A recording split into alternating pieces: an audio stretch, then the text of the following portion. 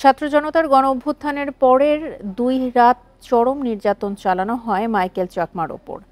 আয়নাঘর থেকে বের করে আনা হয় 7 আগস্ট গভীর রাতে। হাত চোখ বেঁধে ঢাকা চট্টগ্রাম মহাসড়কের মিরেরসরাই এলাকায় ফেলে দেওয়া হয় মাইকেলকে। মুক্তির আগের 4 ঘন্টা সময়ে চরম মৃত্যু আতঙ্কে কেটেছিল মাইকেল চাকমার। প্রিয় নাম্বার সেট করে বিকাশে সেন্ড মানি করুন ফ্রি।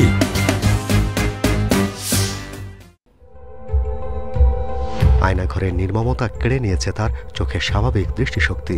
এখন চশমা ছাড়া ঝাপসা তার চারপাশ।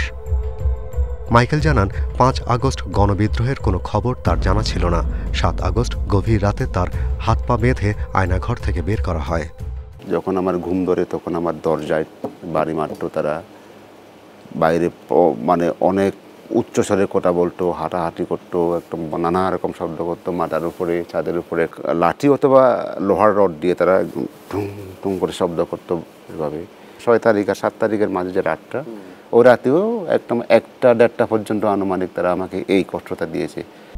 তাকে প্রায় 4 ঘন্টা গাড়িতে ঘুরিয়ে ভোরে একটি নির্জন স্থানে ফেলে দেওয়া হয়। গাড়ি থামলো একটা জায়গায়, দরজাটা খুলে আমাকে ধরে নামালো। মুগ্ধভাবে প্রথম আকাশ দেখা, প্রকৃতি পরিবেশটা দেখা। ফাঁস বছর 3 মাস পর। জায়গাটা কোথায় ছিল? জায়গাটা ছিল বন বিভাগের একটা জায়গা, সেগুন বাগান, খড়ের হাট বিটে পড়েছে। এটা পড়েছে অ্যাকচুয়ালি মিরসরাই উপজেলার ভিতরে। মাইকেল চাকমার রাজনীতিতে ফেরার সিদ্ধান্ত এখনো নিশ্চিত নয়, তবে তিনি চান আর কেউ যেন কখনোই তাঁর মতো গুমের শিকার না হয়।